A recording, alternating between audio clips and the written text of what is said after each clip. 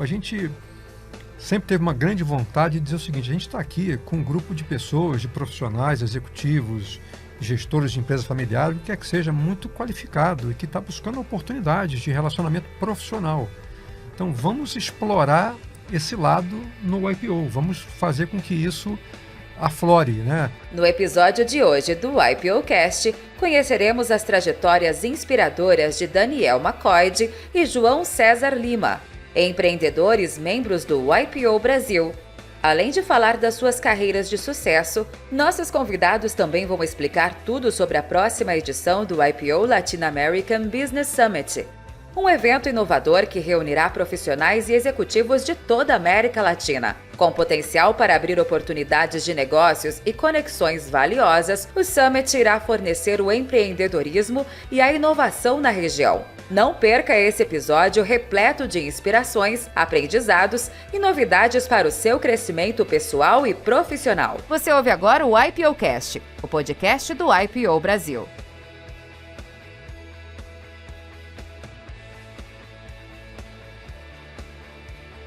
Aqui, toda semana você conhece uma nova história de vida e carreira dos nossos membros.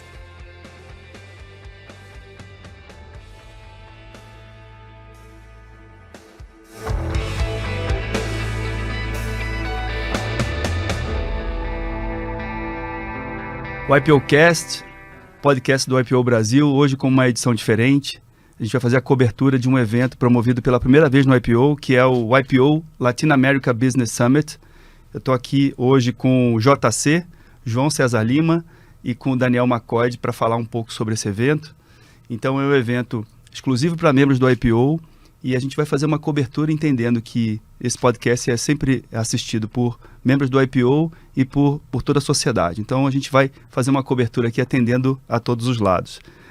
Bom, sejam muito bem-vindos, JC e Daniel. Obrigado. É um prazer receber vocês aqui no IPOcast. Prazer estar aqui com vocês. Muito obrigado, Idoni, pela iniciativa, muito interessante.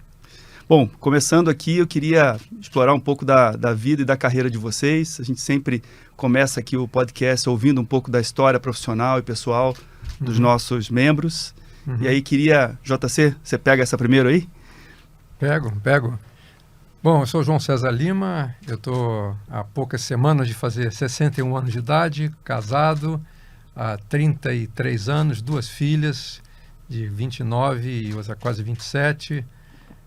Entrei no IPO em 2017 e já fiz quase tudo que é possível se fazer no IPO, no capítulo, né, no Rio de Janeiro, em São Paulo, no Brasil e agora na América Latina também, né? A minha história profissional, assim, eu passei mais de 30 anos na PwC, empresa de auditoria e consultoria, e no momento da minha vida, com 50 e poucos anos de idade, lá eu passei por vários, comitê executivo no Brasil, tinha funções regionais na América Latina, funções globais na área de recursos humanos, na área de diversidade e inclusão. E com 50 e poucos anos de idade, 53, eu resolvi que eu ia mudar de vida. Então, larguei essa minha vida de viagens. Eu cuidava de operação na época de Américas e Ásia também, e funções globais, e mudei.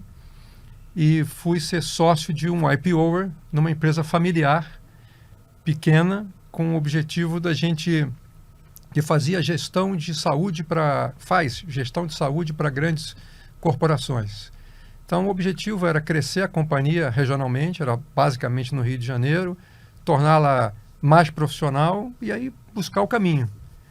De uma possível venda para uma possível venda e tudo. E 5 anos depois, esse ciclo foi fechado, nós vendemos a companhia, agora tem 2 anos. Para a DASA, né? Para a DASA, vendemos para a DASA. E agora estou no novo ciclo da minha vida. É o 3º ciclo profissional agora. Continuo fazendo com a DASA, fazendo trabalho na empresa que a gente vendeu, está muito bacana. Estou agora entrando em conselhos, já estou em conselho de uma empresa que é de um IPOer, uma empresa familiar, e fazendo consultoria também para uma empresa familiar na área de saúde, quase que repetindo o que eu fiz naquela mudança. Então foi bacana. E eu acho que o bacana da mudança, sim, é um pouco eu vou dizer talvez até da coragem, eu não sei se é bem coragem, mas para você ter uma ideia, eu cuidava na minha função global de RH de 190 mil pessoas. Tinha escritório no Rio, São Paulo e chamar um escritório apoio em Nova York. Saí desse ambiente num dia, no dia seguinte eu fui para uma empresa familiar que tinha 120 pessoas, eu não tinha nem secretário, eu tinha 3 na época, não tinha nem secretário, não tinha nada, uma mesa, feliz da vida, com um novo caminho. Então, você cria o seu propósito e vai embora. Você tem vários pontos aqui, viu, JC, que são importantes para quem nos ouve, né? Uma possível mudança de carreira em algum momento da vida, né? Onde você deixa de ter secretárias para emitir nota fiscal, muitas vezes. Exatamente. E começa de novo, enfim, tem um novo ciclo. E também sua origem, né? Você é nascido no Rio de Janeiro? Eu sou carioca, isso. Flamenguista? Não, eu sou... Aliás, eu tenho 2 times. Meu primeiro time é torcer planeta, contra... Né? Meu primeiro time é Fluminense. O segundo time é torcer contra o Flamengo. Isso é verdade, né? Quem é Fluminense e Vasco, antes de ser Fluminense e Vasco, é anti-Flamengo. Exatamente. Exatamente. Mas aí como é que foi a tua jornada, início da tua vida, núcleo original familiar? Então, família de classe média, eu sou o mais velho de 3 filhos do meu pai e da minha mãe, a diferença de idade muito pequena, um fato interessante, meu irmão é 11 meses mais novo do que eu, né? Então, exatamente ali, assim, nasceu... Exatamente, foi a conta certa. E aí nós crescemos no Rio de Janeiro, em Laranjeiras, quem conhece o Rio, um bairro super residencial, familiar, fazíamos tudo a pé, conhecemos todo mundo lá, família de classe média. E comecei a estudar, e com 17 anos de idade eu falei, bom, agora meu voo solo. E aí comecei a trabalhar com 17 anos de idade, trabalhando em agência bancária primeiro, e fui até que fiz a prova para a PwC, lá em 1984, e passei, e aí comecei a carreira lá como trainee, fui até sócio, e com essas funções todas aí que eu comentei. Morando em Laranjeira não tem como ser flamenguista, né? Não tem como. A sede do Fluminense está ali pertinho. Do lado, isso aí. Eu adoro aquela região ali, porque eu também sou do Rio e eu sou devoto de São Judas Tadeu. Então, Cosme Velho. No Cosme Velho tem a paróquia de São Judas Tadeu, em frente ao Cristo Redentor, né? Em frente ao bondinho que sobe para o Cristo. Exatamente. Isso aí. E o que você estudou? Eu sou formado em administração e ciências contábeis. Né? Como auditor, você tem que ser contador. Então, eu fiz isso, tenho esses 2 cursos. E PwC, então, 30 anos de PwC, fez de tudo um pouco lá? 32 anos, eu cuidei durante muitos e muitos anos do escritório, operação regional do Rio de Janeiro, Espírito Santo, cuidei de várias parte de consultoria em seguros na América do Sul, né, inteira. Então, nesse período, assessorei muitas seguradoras. Naquela época, as seguradoras estavam vindo para o Brasil, procurando oportunidades. Assessorei várias delas que estavam buscando ativos e oportunidades no Brasil. Fui para o comitê executivo e aí entrei para cuidar de RH, e aí fiquei por ali durante muitos e então, um contador cuidando de pessoas, né, de capital humano. Né? Na época era RH, agora é capital humano, né? Sim. Cuidando de capital humano. Estudei muito, aprendi muito para poder fazer esse câmbio, mas foi importante, necessário, e hoje eu dou muito valor. Foi um passo muito importante na minha carreira. É isso que eu pensei em te perguntar, porque esse tempo todo, né, na PwC, queria que você falasse um pouco assim, o que te ajudou na tua formação profissional, assim, no teu desenvolvimento, que você guarda assim como um ativo que vale para a vida e vale para as outras oportunidades? Tem muita coisa. Em 30 anos você aprende muita coisa. Mas eu acho que o que eu mais trouxe assim da vida para a vida foi, primeiro, você precisa aprender a trabalhar em equipe, né? Sempre trabalhar em equipe. Eu na auditoria, eu fazia auditoria de uma empresa que tinha operações no mundo inteiro. E você tinha que assinar o balanço dessa empresa com base num trabalho que uma pessoa estava fazendo na China, que eu conhecia uma vez ou outra, para dar um exemplo. Então você tem que trabalhar em equipe, confiar que aquela pessoa está fazendo o trabalho, que ele sabe o que está fazendo, que está fazendo bem feito, para você poder fazer o seu trabalho a partir dele. Esse é um exemplo. E outra coisa, nessa função de RH global, é viver em diferentes culturas, conhecer diferentes culturas e pessoas. Quer dizer, você sair para ter uma reunião com um grupo de coreanos é completamente diferente de você sair para ter uma reunião com um grupo de americanos, ou um grupo de argentinos, ou um grupo de brasileiros. Cada um tem a sua particularidade. Você poder se adaptar, entender as pessoas, entender a cultura, que aí fica mais fácil o diálogo. Disso você entende também, né, Daniel? Culturas diferentes. Eu entendo um pouco de culturas diferentes Bastante. também, a falar isso. Mas o JC comenta também que nessa época dele, e aí até você pode contar, mas ele fazia uns bate e volta para Tóquio, sabe? Daqui para Tóquio, para uma reunião e voltava, né? Quer dizer, é uma vida... Fiz muito isso. Como eu tinha operação... Ele é million miler em todas as companhias aéreas. Tapete vermelho. Eu fazia assim, voos para Miami. Eu fui algumas vezes chegar de manhã, ficar o dia e voltar, né? Eu nem dormia lá. E a Ásia, por várias vezes, eu gastei mais tempo em avião indo e vindo do que ficando propriamente no local. Eu trabalhei pouco tempo na Brookfield Energia Renovável, que agora chama Elera, e a gente tinha uma operação em Itiquira, no Mato Grosso. E aí eu saía do Paraná, de Curitiba, chegava lá mais ou menos umas 11h30 da manhã, a gente almoçava, fazia uma reunião de 1h, 1h30 e começava a voltar de lá, porque aí você pega o carro, sai da usina você vai para o aeroporto, do aeroporto você faz, né, para nos determinados lugares e chega em casa. Chegava em casa às 10 horas da noite, saía de casa às 6 da manhã para fazer uma reunião de 1h, 1h30. É isso mesmo. Era por aí. E, bom, então depois de tanto tempo de PwC, como é que essa decisão de sair da PwC foi se formando para você? Como é que você foi construindo? Essa parte é importante porque muitos dos YPOers e líderes vivem isso, né? A gente agora tem uma carreira mais longa do que nós tínhamos no passado, né? Até um tempo atrás você pensava de 50 anos de idade, começar a diminuir o ritmo. Agora a gente quer acelerar os 50 anos de idade e fazer outras coisas. E aí eu acho que é importante saber como foi para você, da decisão até a mudança de fato e o que veio depois. Então, vamos lá. Bom, primeiro, a decisão não foi de sair da PwC. Eu adoro a PwC, devo muito do que eu tenho, do que eu sou à PwC. A questão foi mudar um pouco do estilo de vida. Acho que chegou o momento da minha carreira que eu olhava para frente e falava assim, bom, eu tenho muito tempo, muita estrada e eu quero fazer algo diferente, né?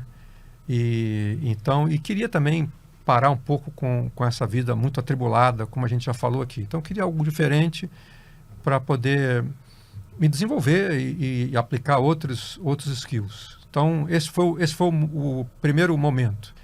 Então, eu falei, eu vou começar a procurar oportunidades. Assim, não vou sair correndo, deixa elas aparecerem, não falei para ninguém que queria sair, mas eu estava olhando o que estava acontecendo, né?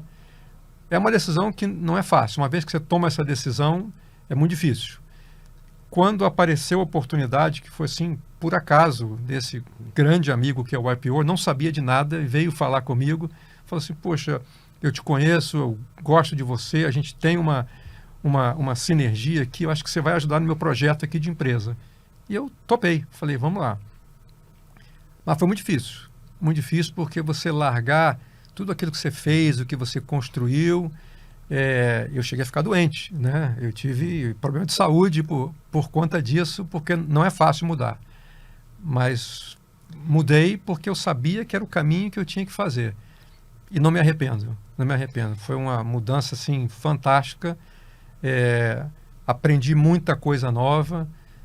Você entrar num negócio pequeno que você domina, que você anda pelos corredores, você sabe o que está acontecendo, é muito bacana.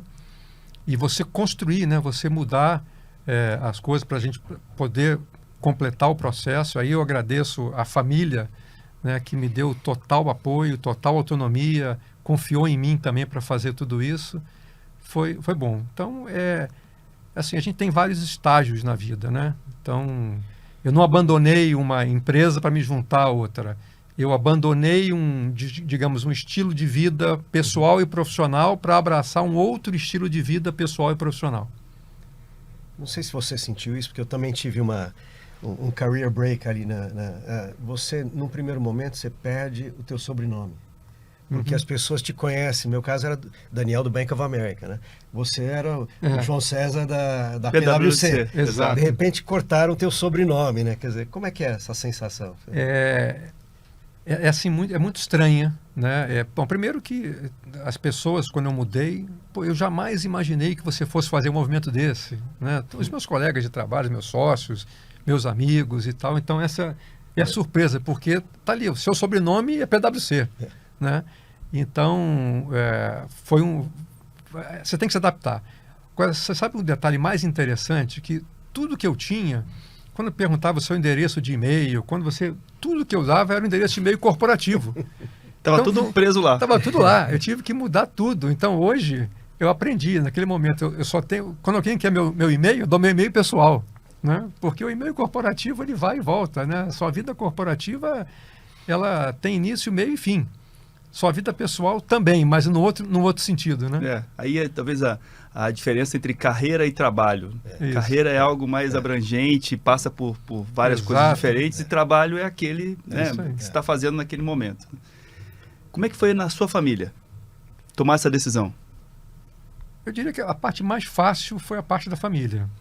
A minha mulher, em tudo me apoiou, sempre na minha vida profissional, e mudar para o Rio, mudar para São Paulo, ficar muito tempo fora de casa, viajar muito. Ela sempre apoiou, entendeu, compreendeu que fazia parte. E nessa mudança, assim, eu diria que foi carta branca. Conversei com ela, você não pode fazer uma mudança dessa sem conversar com a família, né? E ela disse, olha, se é isso que você quer, se é o melhor para você, vamos embora. Assina embaixo. Assina embaixo. Então, mais uma vez, ela assinou embaixo. Bacana. E você tem 2 filhas? 2 filhas. E naquele momento, que ano foi? 2016 que você saiu 2016. Início de 2016. Já tem alguns anos. As meninas já eram adultas. Já eram adultas, já estavam fazendo a vida delas, né? Então, para elas foi uma mudança de pouco impactante, assim, né? No sentido de convivência e tudo mais, porque elas já tinham alguma independência, digamos. Bacana. E o negócio, então, que você virou sócio em seguida de um IPO, eu queria que você falasse um pouco. Em que momento estava esse negócio? Quais eram os desafios ali? E o plano, pelo menos o plano macro de até onde fazia sentido levar a companhia? Qual era o mandato? Então, era uma companhia, é uma companhia ainda, que era uma corretora de seguros, nasceu uma corretora de seguros focada em saúde, mas que o principal propósito era fazer a gestão de custos de saúde para corporações, que era uma dor que eu tinha na PwC quando eu trabalhava com RH. Eu sempre dizia, olha, a gestão de saúde nas empresas é algo que os executivos que cuidam dessa área gastam 2% do tempo dele fazendo isso aqui, em algo que corresponde a 25% do custo da área dele. Então era um desbalanceamento muito grande. Então eu sempre precisei de alguém que juntasse o 2 com os 25, né? Alguém que pegasse aqueles 25, entendesse, mapeasse, trouxesse para mim para eu usar nos 2% do meu tempo. Então quando me chamaram a família Mota me chamou para fazer essa transição, eu falei, bom, é isso que eu quero fazer. Aquilo que eu buscava na PwC, agora eu vou fazer para os clientes. Né? Você era cliente, agora você... Exatamente, eu era o cliente, agora eu vou estar na parte de prestar o serviço. Então foi isso que eu vi como grande oportunidade, que era exatamente o que eles queriam. E ligado a um fato na saúde, todo mundo fala de custo de saúde, etc. E eu tenho uma convicção que aprendi com a família também, que a gente só muda essa estrutura de saúde, plano de saúde, de custo, de uma forma, pelo lado de quem paga a conta. E quem é que paga a conta? São as empresas, né? É isso.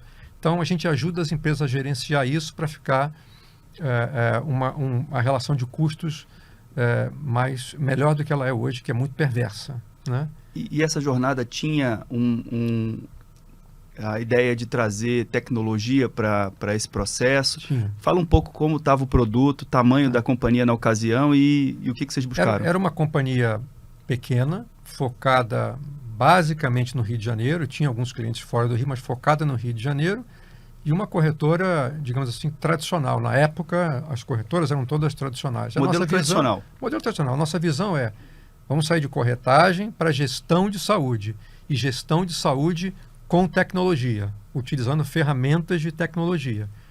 Então, o início foi, primeiro, expansão geográfica. Montamos uma operação em São Paulo. Trazer sócios e pessoas que entendam de tecnologia para poder plugar isso dentro da estrutura. Fizemos também. Trouxemos um sócio e amigo que muitos anos de IBM para montar essa parte de tecnologia. E aí, nesses 5 anos, o faturamento praticamente dobrou, né? Atingimos um mercado maior, empresas de maior porte também, até que veio o momento da venda para a DASA, que tinha um modelo e a percepção desse segmento de saúde que era muito alinhada com a gente, né? Então, a escolha do parceiro foi muito focada nessa percepção e na filosofia de como é a gestão de saúde, como é que é esse processo no Brasil, muito mais do que o financeiro, né? Eu achei interessante esse ponto que você falou do 25% do custo para 2% do tempo. E o mercado de seguros, ele é muito parecido em todas as regiões do Brasil. Existem as diferenças sobre as verticais de atuação, saúde, carga, enfim, todos os segmentos da área de seguros. E, assim, o que uma empresa de médio porte tinha de percepção de valor contratando o negócio de vocês como corretora de seguro, se comparado a uma outra tradicional? O que tinha lá de serviço? Bom, primeiro que a percepção de valor nesse segmento é muito pequena. Você só lembra porque para uma empresa, o seguro seguro-saúde é quase que um pedágio. Você tem que ter, porque o governo não te dá a saúde adequada e você tem que ter. Quer você queira, quer você não queira, você vai ter que comprar, né, contratar um plano de saúde para os seus profissionais e está ali. Então, era quase que, bom, eu estou aqui gerenciando algo que eu não tenho muito o que fazer. Você só lembra disso na hora de renovar, que vem aquela discussão com as seguradoras, que a inflação é X, você está pagando 2X, 3X, etc. Então, a gente entra com um enfoque que é justamente esse, olha, não se preocupa com isso, você tem que entender como é que esse segmento funciona, quais são as características, o que você pode fazer para gerenciar o risco, gerenciar o sinistro, gerenciar a utilização do plano de saúde de uma maneira eficiente, mas sem prejudicar o usuário final, que é o seu empregado. Porque se você chegar para a pessoa e dizer, para de usar... Faça menos exames? Daqui a 3 anos isso volta em dobro, né? Volta em dobro com custo. Então é a gestão. Então você cria ferramentas, você cria tecnologia para mostrar algumas coisas que as pessoas podem gerenciar. Então, incluindo a parte de melhor gestão do plano, até mesmo fraude e coisas dessa natureza, né? Prevenindo, um grande esforço de prevenção, que é muito mais barato prevenir do que você tratar de uma doença lá na frente. Então, mudar um pouco da função de custo para investimento, né? E você trabalhou muito com dados empíricos, etc., para demonstrar essas coisas, né? Assim, base de dados de 1 milhão, 1,5 milhão de usuários que a gente tinha para tentar traçar um pouco do histórico, né? De você criar. E aí eram cientistas de dados, são cientistas de dados e médicos trabalhando junto. Então você começa a ver o histórico. Vai dar um exemplo assim genérico. Olha, uma pessoa que começa tomando esse remédio, depois procura esse médico e com essa frequência, é porque, historicamente, pela nossa base de dados, essa pessoa tem um problema cardíaco que vai precisar de uma cirurgia cardíaca. Quando isso começa a acontecer, você age. Fala assim, opa, vamos chamar essa pessoa aqui, vamos pegar antes que ele passe por todo esse ciclo vicioso, né, que vai terminar numa cirurgia cardíaca, por exemplo. Interessante. E a DASA? Qual foi o interesse da DASA no negócio? Que também é de um IPO. Que também é de um IPO, também é de um verdade. IPO, Mas, assim, pelo menos na minha cabeça tem mais relação com a parte de análise diagnóstica, está mais nesse segmento. Com certeza. Eu acho que o interesse foi fechar o ciclo, né? Nós éramos uma empresa, e somos ainda B2B, né? Corporativo. A DASA tem muito de B2C, que você falou, é o laboratório, é o hospital, é você ter acesso a esse grupo de empresas para você poder fechar o ciclo e fechar o ciclo de gestão, né? Porque quando você está numa ponta só, na ponta do hospital, você só pensa em, bom, a pessoa entrou, eu vou curar, vou tratar e está ali, mas ele já entrou, né? Então, se você pensa no ciclo de saúde como uma coisa que começa na prevenção, você não pode estar só nessa ponta, você tem que estar na outra ponta também, né? E a ideia é não deixar essa pessoa chegar no hospital no estado crítico. Sim. Então, esse é o modelo que a gente acredita. Né? E tem hoje, cada vez mais, essa questão da medicina preventiva, que faz com que você, periodicamente, utilize suas análises laboratoriais para tomar decisões sobre prevenção das doenças. E, nessa hora, é muito mais barato uma intervenção no nível de análise laboratorial e prevenção do que tratamento de uma doença dentro do hospital. O custo de prevenção é muito baixo comparado com o tratamento de uma doença. Quanto custa um dia numa UTI? Né? Só você botar isso aqui. Quanto você gasta nisso e quantas pessoas você pega esse dinheiro e investe em prevenção para um grupo enorme de pessoas. Né? Esse é o segredo. E, infelizmente, no Brasil e no mundo, quer dizer, o modelo não é um modelo de prevenção. O modelo é um modelo focado em pronto-socorro. Deixa eu passar mal para ir para o pronto-socorro. Quando o modelo tem que ser o contrário, né? Deixa eu me tratar para não passar mal e não precisar ir ao pronto-socorro. Muito bacana. E aí o terceiro ciclo? O terceiro ciclo está começando agora, né? De pegar um pouco dessa minha experiência aí ao longo de 40 anos de vida profissional e tentar passar isso, dividir isso com empresas, com pessoas, e para não deixar isso morrer, né? Pelo menos comigo, né? Só comigo. Então, transferir um pouco de conhecimento e aprender, né? Eu quero continuar aprendendo, quero continuar estudando. Daniel e eu vamos sair daqui para um curso de conselheiros do IBGC, feito pelo IPO também. Feito pelo IPO, 3 dias, né? E já tem outro curso marcado em agosto também. É isso, é estudar, aprender e transferir o conhecimento. Bacana. Vou passar para o Daniel, mas fala você do Daniel rapidinho, JC. Um pouquinho. Opa! Cara, o Daniel, assim, bom, primeiro é um amigo, né? Um parceiro de jornada no IPO, e ele vai falar um pouco da vida dele, mas é assim, um profissional, um executivo de primeira linha, com experiência no Brasil, experiência no exterior, muito conceituado, é um cara que está sempre buscando coisas novas, sempre conectado com as coisas, e eu tenho o privilégio de tê-lo como parceiro no IPO. Todos nós, né? O pessoal no IPO adora o Daniel. O Daniel é uma pessoa muito querida no IPO. Muito, muito obrigado, e não foi paga esse spot comercial. Branded content. Exatamente. Bom, primeiro, muito obrigado, Doni, pela oportunidade. Eu acho que o tema vai ser interessante, mas falar um pouquinho da minha história. Eu sou um pouco mais velho do que o JC, eu tenho 66, e entrei no IPO em 1999. Então, uma jornada aí de quase 24 anos.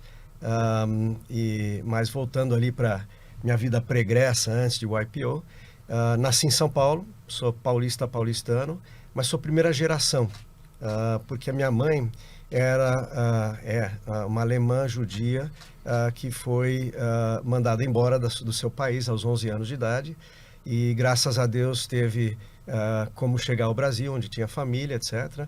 Então é uma vítima do Holocausto com final feliz, diferente de muita gente, né? E o meu pai biológico, é um canadense que veio ao Brasil como expatriado da antiga Light, que hoje é a Enel aqui em São Paulo, né? Mas era Light Rio, Light São Paulo, e pertencia aos canadenses, os controladores eram Braskem. Então ele veio como engenheiro para trabalhar na montagem da hidrelétrica que chama Henry Borden, aqui no estado de São Paulo, que para a época era uma hidrelétrica grande. Enfim, ele Eles se conheceram através do meu tio, que era chefe do meu pai, e casou com minha mãe, não diria tão jovem, acho que já tinha 30 anos. Ele nunca quis ter filhos. Então, depois que ela engravidou, teve filho, a 1 ano e meio de idade, meu 1 ano e meio de idade, ele saiu, ele separou da minha mãe. Enfim, e minha mãe casou novamente com um americano que trabalhava com a Lockheed e veio ao Brasil como expatriado também.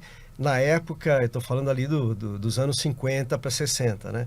Época que a Varig e algumas outras companhias que não existem mais, a Real de Aviação, etc., estavam importando aeronaves dos Estados Unidos. Então, e ele casou com minha mãe e teve um filho. Então, tem um meio-irmão, que é meu irmão, né? E nós moramos no Brasil até os meus 11 anos de idade. Meu irmão tem 5 anos a menos, diferente de você. E fomos aos Estados Unidos. Meu padrasto, meu pai, quis voltar aos Estados Unidos, fomos morar na Califórnia. Então eu nasci na Redoma de São Paulo, classe média alta, escola inglesa, com aquele kit babá, empregada, etc., né, que é o kit brasileiro, e fui cair na Califórnia, numa escola pública com 3.000 alunos, aonde não tinha nada disso, tinha minha bicicleta ou school bus para chegar na escola, né? E você tinha que se defender. Chegava na escola, já te roubava a bicicleta. Então, você tinha que aprender coisas que eu não tinha aprendido na vida, né? Que foi bom, acho que foi uma educação interessante. Então, eu passei o Junior High School e depois o High School lá em escolas públicas e aprendi a conviver com culturas muito diferentes, porque Los Angeles tem isso, tem uma comunidade hispânica muito grande, latino-hispânica, né?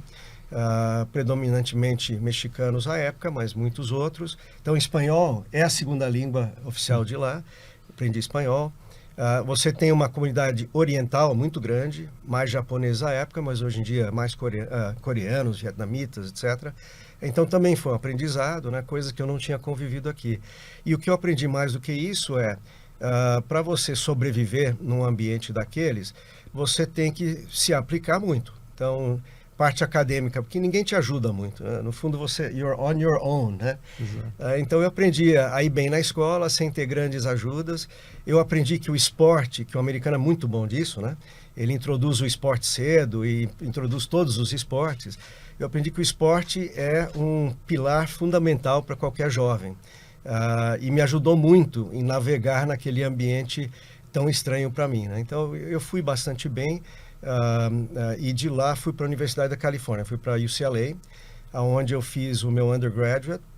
Eu fiz o undergraduate em economia, macroeconomia, e fiz o double major, porque eu de verdade não gostava de economia, era chato, né?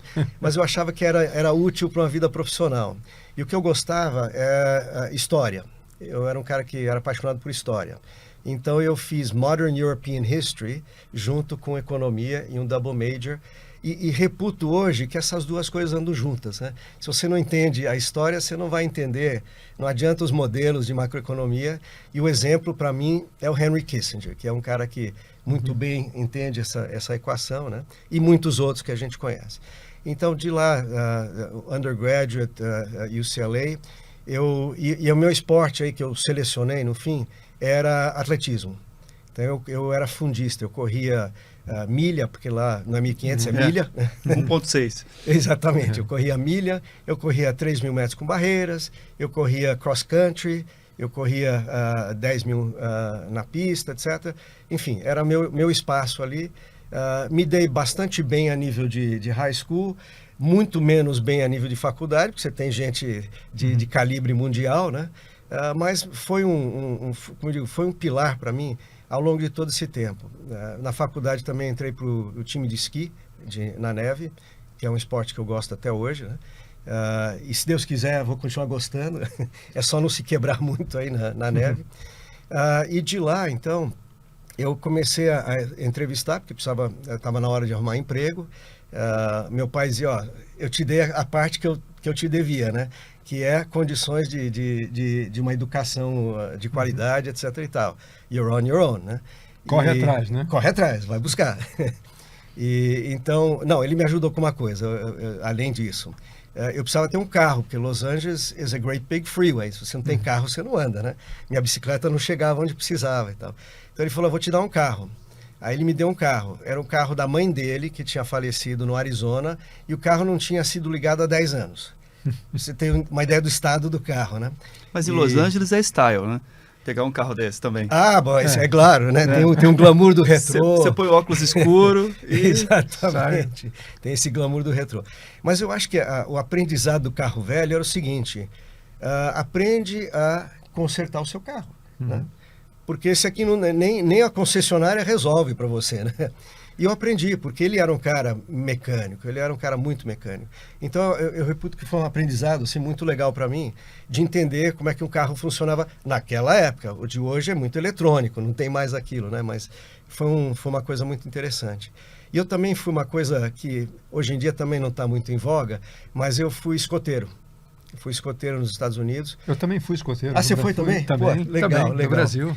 Porque foi um alicerce fantástico, assim, falar de sobrevivência, aí não mais na sobrevivência urbana, mas os princípios valem, né? Colaboração. Colaboração, trabalhar em equipe, exatamente. Então, muita coisa que a gente usou na vida e usa na vida até hoje, né? São valores que vieram dessa experiência de jovem escoteiro. Cheguei aí para o World Jamboree, lá no Japão, onde teve um tufão, levou o acampamento embora, enfim, tem história aí. Então você tem um canivete no bolso aí, provavelmente. Aqui não tenho, mas olha, antigamente o avião permitia que você levasse, eu levava o meu canivete suíço comigo. Você coisa mais falando de escotismo, eu fui escoteiro e o meu tio, irmão do meu pai foi escoteiro também, mas o meu tio, além disso, escrevia os livros, os manuais de escotismo, todos escritos pelo meu tio. Pô, que legal, hein? Que história bacana. Mas... Que bacana essa experiência de poder... Tem um outro aspecto de experiência de vida que conecta muito com filhos de YPOers e filhos de uma forma geral, que é essa questão, né? Você saiu do Brasil, né? Uma cultura latina que tem um jeito de lidar com o filho e com o aprendizado. Sim. Aos 11 anos, para ir para os Estados Unidos, viver uma outra cultura onde o nível de independência da pessoa precisa ser muito estimulado desde o princípio da vida. Desde a hora da forma de estudar até se virar nas pequenas coisas da vida. Sim. E conta um pouco como é que foi para você, porque você deve ter percebido uma mudança grande na vida e, embora hoje você diga que é algo muito positivo, né, que fez bem para você, mas teve uma transição aí. Eu posso dizer que foi um choque para mim, um choque grande, que eu inicialmente não estava preparado. Então, tem um primeiro momento de, aonde eu fui parar, o que eu estou fazendo aqui? Eu não sei navegar neste ambiente, né? Esse ambiente para mim é totalmente desconhecido, etc. Mas, inclusive, eu falava um inglês que o americano da Califórnia não entendia, que era um inglês com sotaque inglês, com linguajar inglês, não era tomato, era tomato, e por aí vai, né? Aquelas coisas aí... Mas você vai adaptando, criança também você vai adaptando, né? Então, eu diria que o choque, ele não durou muito, até porque você tem que se adaptar, né? Essa cultura é a que está lá, você não vai mudar ela, então adapte-se a ela, né? E não tinha plano B também? Não tinha plano B, exatamente. Mas eu diria que foi uma transição, graças a Deus, eu acho que no meu caso, muito positiva, como a gente falou, né? Eu sei de casos de pessoas que entram em depressão, que entende que não é uma coisa tranquila de fazer essa mudança. E nós temos amigos YPOers que têm feito uma mudança de cultura com a família, etc., com histórias semelhantes ou positivas ou com algum trabalho na adaptação, né? Mas eu diria que sim, na soma é muito positivo. É positivo os jovens e a família, enquanto família, fazer uma transição cultural, nem que seja por um tempo, 1 ano, 2 anos, que seja, para os filhos experimentarem isso, entendeu? Daí você, voltando para a sua, você já volta com outra cabeça. Você volta diferente da turma que está aqui e tal, que é muito, muito legal isso, né? Então, voltando ali àquele momento lá da saída da faculdade, e comecei as entrevistas on-campus, off-campus, aquele jeito americano, e logo tive uma série de ofertas para vir ao Brasil. E eu falei, mas não era necessariamente esse meu plano, né? Mas porque eu falava português, eu tinha passaporte brasileiro, falava espanhol, etc e tal. Eu era uma pessoa rara, diferente. Mosca branca aí nesse Mosca mundo. branca, é. E eles tinham dificuldade de atrair pessoas treinadas nos Estados Unidos para o mercado como brasileiro naquela época. Estou falando da virada de 80 ali, né? Então, me favoreceu, francamente, em termos do primeiro movimento profissional. E eu brinco que esse primeiro movimento foi até...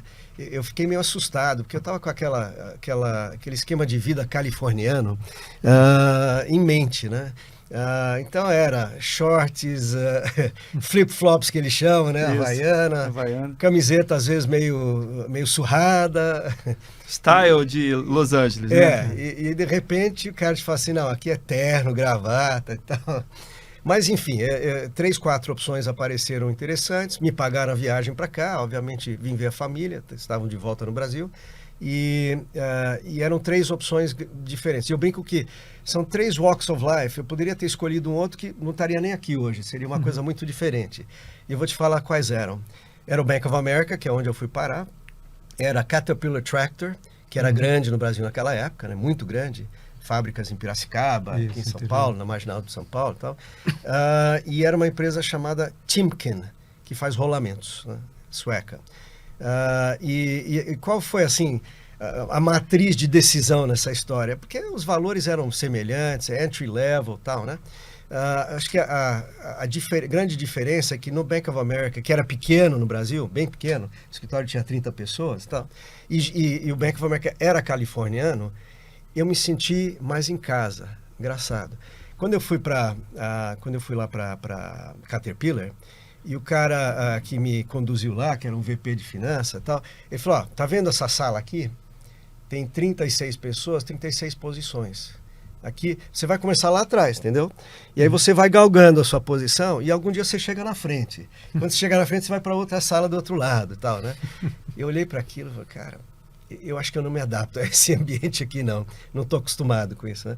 Então, foi lá. E ele falou assim, here... Your blood runs yellow. Teu sangue corre amarelo, não vermelho. Eu falei, isso também não vai colar muito comigo, não. Não dá para mudar essa altura da vida. Não dá. Então, enfim, acabei indo para o Bank of America e entrei no Bank of America no Brasil, num escritório que chamava Southern Cone Area Office, que tinha responsabilidade regional pelo Cone Sul. A gente fala muito Cone Sul aqui, né? Então, meu primeiro, assim, crash course para entender o que era a América do Sul era que eu tinha que escrever um negócio chamado Weekly Telex, né? Weekly Telex, que era, assim, um resumo macroeconômico, como se fosse um clipping, né? Do que acontece na Argentina, Paraguai, Uruguai, Chile, Brasil e Bolívia, né? Então, foi divertido, viajei para esses países, mas foi um tédio total, porque ficar escrevendo um clipping que ninguém lê, porque isso era outra coisa, ninguém lia aquele negócio. Então, depois de 6 meses, falei, bacana, aprendi a viajar por aqui, é gostoso e tal, queria fazer outra coisa. E aí eles me deram um treinamento, porque isso, acho que as organizações americanas são muito boas. Te põe no training program, né? Uhum. E o training program, ele é bem disciplinado, então eu acabei rodando os Estados Unidos, num programa de quase um ano, onde eu vi car loan, time plan financing, mortgage financing, residencial, coisa que não usamos mais, o cheque, né? Check clearing e outras coisas mais que existiam na época, né? E também, claro, as diferentes áreas que tocavam clientes. Então, clientes de agência, pequenas e médias, etc. Clientes corporativos, clientes gigantes, mercado de capitais, banco de investimentos, etc. Então, eu voltei com uma bagagem muito bacana. E cheguei aqui, aí disseram, bom, agora você vai fazer análise de crédito. Falei, pô, mas e a minha bagagem aqui, tudo isso que eu aprendi aqui? Não, isso você guarda para você, isso vai ser bom para sua vida, mas você vai fazer análise de crédito. Mas no fundo tá certo, tem que pagar esse pedágio, acho que é importante você entender um crédito. E nós estamos vivendo um momento interessante agora. Coisas como Americanas, etc. e tal, aí você resgata aquele conhecimento, né? E tem uma noção das coisas que estão sendo faladas, né? Então, e a minha vivência, muito dela, foi na área de Debt Capital Markets. Que é o mercado de dívida. E dívida você precisa entender de contabilidade, precisa entender de balanço. Do negócio, né? Do negócio. Do negócio. Então, passei pelo períodozinho lá de crédito e aí fui para linha de frente, como um assistente de um banker lá. E aí comecei a visitar cliente. Aí eu gostei. Eu acho que eu sou um cara mais virado para o comercial do que o cara técnico para a parte de dentro. Então eu vibrei. Isso aí foi muito legal. E conheci muita gente naquela época, inclusive alguns que ainda são IPOs até hoje, que já eram, pra você ter uma ideia, os caras já eram, o Dadá do Campelo, que era da Iluma e tal, era meu cliente. Então, é muito legal. Plínio Musetti, que na época estava na Atlas, né? Elevadores Atlas e tal. Então, você vê que tem um lifelong friendship ali que começa nessas relações comerciais do banco lá. E eu cuidava aí já era large corporate, eram empresas grandes. E tinha um leque de produtos, enfim, que o banco oferecia, que eram ou cross-border e algumas coisas locais. Mas rapidamente a gente percebeu que a gente não era competitivo naqueles produtos de prateleira, porque o Citibank era maior, porque os outros bancos eram mais assim, próximos dos clientes, e nós tínhamos que inventar algo diferente. E uma operação pequena do Bank of America no Brasil também naquela ocasião, imagina? Pequena, comparativamente pequena. Nós tínhamos o que eles chamam do balanço, né, que na verdade soma o que você tinha de risco país, mais o que você tinha no balanço local, bastante grande. Mas era muita coisa feita com o governo brasileiro na época. Então, como você tinha as Brases todas, né, e elas tomavam recursos em volume grande lá fora, então o Bank of America tinha essa carteira. Em 1982, o Carlos Langoni foi a Nova York e disse, não tenho como pagar a dívida. Ele foi logo depois do México, etc. Foi o nosso primeiro default, né? Você não estava mais em crédito. Não estava mais em crédito, mas isso teve uma repercussão geral em tudo, né? Não, digo, mas não foi uma carteira que você estava na bancada de crédito analisando. Não estava. Mas você tinha também que, no fundo, você abraçava essa causa aí, porque senão você não tinha o que fazer, não tinha outras coisas para fazer. E o que a gente começou a fazer, porque o banco lá fora falava, olha, não vou te dar mais nenhum dólar de crédito, né? Você se vira com o que está preso aí dentro, né? E a gente começou a se virar. Começou a pegar e dizer, bom, tem o tal do projeto 3, da reestruturação da dívida, que era ligado a comércio exterior. Pô, a gente é bom de comércio exterior, o banco é bom lá fora, somos bons aqui. Vamos criar umas soluções diferenciadas. Nós entramos num programa na época que era um programa de fomento de exportação, chamado Finex, do BNDES. Isso, e construímos um case, o banco aceitou, porque não tinha risco Brasil, tinha um risco residualzinho e tal. E, com isso, eu capturei um pedaço do business da Embraer. Embraer, até a privatização, eu fiquei envolvido com a Embraer. E por aí vai. Então, esse período aí eu aprendi que o Brasil, aprendi que o Brasil é uma série de janelas de oportunidade, porque ela tem uma série de crises, né? A gente tem uma volatilidade que, no fundo, traz problemas, mas traz oportunidades, né? E esse aprendizado de buscar essas oportunidades, eu acho que vale até hoje, porque a gente está vivendo momentos semelhantes, né? Então, a gente buscava qual é a janela aberta que eu posso pular. Não vai durar, eu sei que não vai durar, porque as coisas mudam. Então, a gente fez muita coisa interessante com o leste europeu, num programa que o Banco Central tinha com os outros bancos centrais, porque ninguém tinha reservas em dólar. Então, como é que eu compro carvão da Polônia? Bom, eu compro vendendo café para a União Europeia. Tal. Então, a gente entrou no meio dessa. Assim, como é que eu ajudo esses dois lados? E com isso, obviamente, vou ganhar porque eu vou prestar um serviço que eles não têm nesse momento. Então, foram exemplos assim de buscar alternativas em momentos de oportunidade, em momentos de crise, de volatilidade, né? Então, isso me pega aí os anos 80 todos, né? Até os anos 90. E eu fui subindo na organização e carreirista, quer dizer, um pouco parecido com o JC. Quanto tempo no total de Bank of America? 23 anos. 23 anos. 23 anos, Só um pouco menos que você. Entrou com que idade, Daniel? Eu entrei com 23. 23. Casou-se? Casei no meio desse caminho, é verdade, não comentei isso, né? Mas eu tenho minha companheira e mulher, é a primeira, é a mesma, que é a Márcia. Márcia está comigo há 39 anos, celebramos agora, e somos um casal, eu acho que nós somos complementares, nós somos, acho que felizes na nossa relação. Temos 2 filhos, eu tenho um filho que fez 35 esse ano, então, e é um empreendedor, está tentando se virar. E a gente sabe que isso aí não é fácil, né? Tem momentos de alegria e vários momentos de dificuldade. Eu acho bom, não acho ruim isso. E eu tenho uma filha que tem 32, os dois são casados. Ela é casada e teve um nenê há 3 meses atrás. Então eu sou avô. Agora, recente. Primeiro, avô, 3 avô meses. novinho. Novo, fresquinho. Tá babando ainda, continua Imagina. babando. Todo mundo fala, mas eu tô aqui para testemunhar. É a melhor coisa que tem na vida. Porque filho, você é responsável por eles, né? Neto, você só se diverte com eles, né? Devolve para os pais, né? E numa fase da vida que você tem mais tempo e está mais maduro para lidar com um ser humano dessa idade, né? Porque quando a gente é pai e mãe, na primeira etapa da vida, tem muita coisa acontecendo ao mesmo tempo, né? Você está trabalhando, você não tem tanta maturidade. Imagino que deve ser uma experiência muito diferente. Não, muito, muito gostoso, eu estou curtindo, 3 meses ainda, né? É cedo. E aí eu me, como é que chama? Eu me aconselho com os amigos que já têm mais anos de estrada aí, que podem me dizer o que acontece daqui a 1, daqui a 5, daqui a 10 anos, né? Mas estou super animado com essa fase, né? E então casei com 3 anos de banco e tivemos filho 4 anos depois. Eu diria que foi bom ter esperado os 4 anos, não sei se você esperou também. Esperei também. Porque a gente tirou do sistema aquela vontade de viajar muito, de fazer isso, fazer aquilo e tal, e de trabalhar feito condenado até meia-noite. Que a minha mulher, nessa época, ela trabalhava ela era publicitária, trabalhava numa agência grande de publicidade, que era a MPM, e depois trabalhou com o João Dória também na Dória Associados, etc. e tal.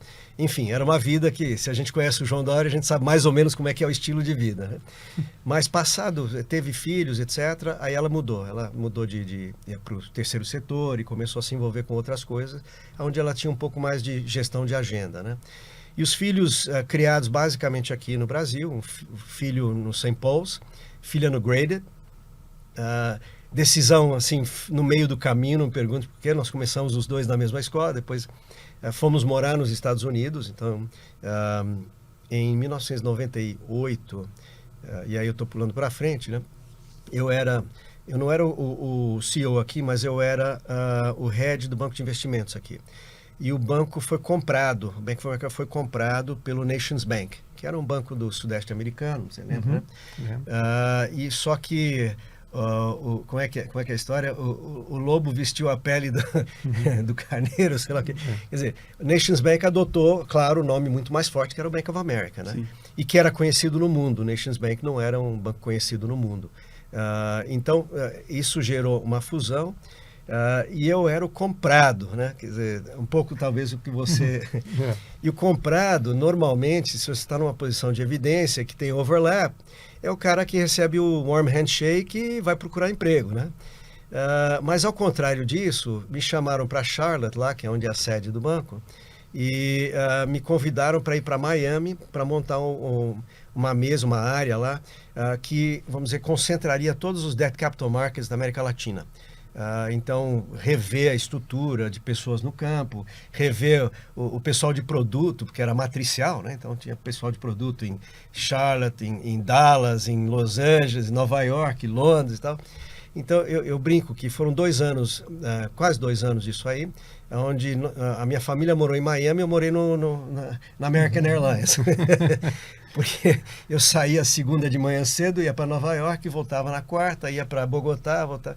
Enfim, foram tempos aí de acumular milhas também. Era uma posição de estar no campo, de estar perto das operações acontecendo. E tentar racionalizá-las, porque tinha muito overlap, muita sobreposição e tal. Isso às vezes gera uma concorrência desleal entre as partes e tal. Então você tem que, no fundo, você tem que olhar aquilo tudo, racionalizar. Capturar as sinergias. E capturar sinergias que foram prometidas ao investidor quando ele fez a fusão, né? E como é que é, Daniel? Assim, você está fora de casa, num outro país, com a família também, que está meio fora do ambiente. Sim. Como é que foi esse período aí, né? Para a família, convivência familiar? Então, a experiência foi muito boa, na verdade. Eu estava lembrando da minha experiência, né? Quando fui e falei, poxa, será que vai ser assim para os meus filhos e tal? Mas eles se adaptaram muito rapidamente lá na escola deles, lá em Coral Gables. E como eles tinham inglês vamos dizer, nativo, né? Desde Essa é outra coisa que a gente fez, desde pequenininho, porque os meus pais fizeram isso. Eu falava inglês com eles desde bebezinho. Falava inglês e a Márcia falava em português. Então, o resultado é que demorou muito mais para começar a falar. Mas quando começa a falar, fala as duas línguas e se sente nativo nas duas, né? Que eu acho que foi um valor interessante. Então, eles se deram bem na escola e academicamente é engraçado. Eles estavam avançados comparado com a escola americana. E não era era uma escola boa, considerada boa, né? Então, acho que foi bom para eles, eles se sentiram bem. A Márcia teve um primeiro momento de dificuldade, porque não tem família, não tem roda de amigos, não tem... Fica mais só. Você fica mais só, né? Ela ficava mais só. E eu viajando para cá e para lá, né? Então, de vez em quando dava, ela vinha comigo. Mas era difícil, porque você não tem ajuda em casa, né? No fundo, passa a ser um esquema americano de vida, né? Mas foi bom, acho que foi excelente. Se eu perguntar para ela, ela vai te dizer, não, foi uma experiência maravilhosa para ela, para os filhos. E pena que acabou rápido, porque o meu chefe, que era o presidente para a América Latina na época, me chamou e ele falou, olha, eu queria que você voltasse para o Brasil. Eu falei, poxa, mas eu estou aqui no começo dessa jornada e tal, e ainda não terminei o meu trabalho, já fiz boa parte e tal. Ele falou assim, não, mas eu preciso de você no Brasil, porque o que você está fazendo aqui a nível regional, preciso fazer no Brasil. Nós tínhamos 2 bancos aqui. E os 2 bancos basicamente operavam no mesmo espaço, eram 2 bancos predominantemente de investimentos, né? Então esse foi meu desafio no ano 2000 a 2002, que foram os anos que eu era como CEO do Brasil. Eu era CEO de um dos bancos e não do outro. Então era um desafio lidar, porque o outro tinha sócio, né? Mas a gente trabalhou isso aí, conseguiu em 2 anos fazer a fusão e extrair as sinergias esperadas. Só que aí nós vamos lembrar que no final de 2002 nós tivemos uma eleição que assustou muita gente, que era quando o Lula foi eleito em outubro de 2002, né? O dólar foi a 4 e tal. E aí o banco falou, olha, não estou preparado para esse momento. Eu fui apresentar meu business plan, meu orçamento para 2003, né? Em Nova York, no meio do caminho, ele falou assim, olha, legal o teu projeto, mas a gente não vai executar ele, não. A gente vai pôr na geladeira o banco lá no Brasil, não sei se vamos ficar ou se vamos sair, etc e tal, porque isso aqui é pequeno para nós, a gente tem outras coisas para fazer. Pô, eu voltei meio decepcionado, assim, falei, ficar sentado aqui dentro... Eu sou um cara caro, vamos dizer assim, entre aspas, para ficar sentado aqui sem poder fazer nada, né? Então não está executando um projeto importante. Não estava executando um projeto importante. E eu tinha um time muito bem construído, tal. O time estava bacana, estava coeso, trabalhando junto, aquela história que a gente falou do teamwork, né? Quer dizer, era um time que jogava bem juntos, né? E eu me sentia mal, porque eu falava assim, eu não consigo entregar para eles um plano de voo condizente com o time que eu tinha. Então eu sentei com todo mundo e falei, olha, eu vou sair. Pô, como você vai sair? O teu sobrenome não é Bank of America? Eu vou sair, porque eu estou me sentindo frustrado aqui, eu preciso pensar na minha vida e tal. E aí começou a conversa com a esposa, mas você é louco, né? Você vai sair do Bank of America? Como assim? Te deu a carta branca, mas fez algumas perguntas antes. Fez aquelas perguntas desconfortáveis, mas corretas, né, de se fazer. Tipo, como é que nós aqui vamos viver enquanto você está pensando no que você vai fazer? Mas por sorte, Duane e JC, foi uma transição, uma virada de chave importante na minha vida. Primeiro porque perdi o sobrenome. Então, em todo lugar que eu ia, tinha que inventar quem eu era, né? E aí eu percebi que, na verdade, o sobrenome, só eu que dava tanto valor a ele. As outras pessoas não davam. No fundo, eu era o Daniel McCoy mesmo, né? E as pessoas me recebiam como Daniel McCoy. Eu falei, pô, que legal isso, porque eu estava muito inseguro com essa história. Mas eu fiquei relativamente pouco tempo pensando. E nessa época você tinha 46, 47 anos, porque falou, entrou com 23 anos de banco, era essa a sua idade? Não, desculpa, eu entrei com 22 e eu saí com 44. 44. Tá? 44. E eu entrei no IPO com 42. Então eu já estava no IPO, já estava em fórum. Meu fórum tem 23 anos agora, dos quais 60% são os originais, né? Então eu apresentei o meu caso para o meu fórum, como a gente faz e tal. E meu fórum falou, você é louco de sair. Tá? Aí você é você com você, no travesseiro, né? Mas eu entendi vamos dizer, o custo-benefício para mim naquele momento e achei que era um momento bom para fazer uma transição. Rapidamente, um bom time lá do Bank of America, o banco acabou fechando a operação, o bom time do Bank of America montou uma casa, que existe até hoje, tem 20 anos, que chama Capitânia. É uma gestora de fundos, conhecida e tal. E me convidaram para fazer parte do time do grupo de fundadores, mas no lado que me competia, que era o lado de corporate finance, M&A, capital raising, etc. Eles muito mais focados em produtos líquidos de mesa e tudo mais. Né? Isso tem uma durou carteira também... grande de crédito hoje em dia, se eu não estou enganado. Sim, são grandes de crédito, exatamente. E são os mesmos sócios até hoje, né? São queridos amigos. Eles são investidores de uma operação de um IPO chamada SB Crédito, que eu trabalhei lá há alguns anos. Ah, é? Você conhece Se eles, eu não estou né? enganado. Eu me É. lembro que eles são um dos investidores lá. Tá. E uma casa que é sempre muito consultada nas rodadas novas de captação. Eles são bons de crédito, eles são bons de gestão de riscos, moeda, taxa de juros, commodities, etc. Então, tiveram um papel importante nos momentos de volatilidade e tal. Aprendi muito com eles, mas eu não fiquei muito tempo, porque pouco tempo depois, e aí vem a história do link com os colegas do IPO. O Geraldo Carboni, que é nosso colega, era CEO do Bank Boston naquele momento. Ele tinha assumido no lugar do Henrique Meirelles, que foi ao governo, foi ao Banco Central. E o Geraldo me convidou para ser o head do Banco de Atacado, o Corporate and Investment Banking do Bank Boston. E aí eu conversando com ele, eu falei, estou gostando dessa história, porque é um banco com um nome maravilhoso no mercado, um posicionamento espetacular, uma lista de produtos, etc., ímpar, que eu não tinha tido acesso até então, né? E eu falei, Geraldo, eu topo a parada, e vamos mais uma rodada. É o B2B, back to banking, né? É correto afirmar, eu não sei se eu tenho a leitura correta do posicionamento, mas o Bank of America estava numa camada um pouco acima do Bank Boston, ao mesmo tempo, o Bank Boston era o topo dos produtos dos bancos brasileiros. Sim, não, está correta essa afirmação. Na época você tinha 2 bancos americanos, vamos dizer assim, com uma estrutura no Brasil semelhante, e os 2 benquistos, o Citibank e o Bank Boston, né? E o Bank of America nunca entrou... Nunca conseguiu descer até ali. Não desceu até ali, exatamente. Ele ficou realmente no atacado grande, né? E muito mais o cross-border do que o local. Tinha uma mesa boa que operava, mas muito mais cross-border. Então, foi uma transição muito bacana, um time excepcional, realmente... foi uma pena que não durou muito tempo, porque o Itaú comprou o banco em 2006, em setembro de 2006. E eu até brinco com os amigos do Itaú, assim, eu tenho um crachá do Itaú BBA. Usei uma vez só, mas eu tenho um crachá do Itaú BBA. Porque a gente chegou na transição a fazer... eu tinha 258 funcionários, precisava fazer a transição do pessoal e tal. E o Itaú foi muito correto em todo o processo, foi bacana. Mas aí eu saí, combinei, o Cândido era o head dessa área nessa época e tal, ele foi extremamente justo e correto e tal, então eu saí e de lá eu fui para uma empresa de um outro YPO, que é a JHSF, que é uma empresa do mundo imobiliário. Aí você fala assim, mas... Outro mundo, né? Como é que um cara do imobiliário convida um cara que não tem experiência no imobiliário?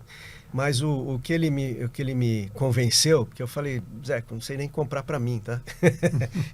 Eu compro o que minha mulher gosta para a gente viver, that's it. Eu não sou especulador no mercado imobiliário. Tá? Ele falou, não, mas essa parte eu entendo.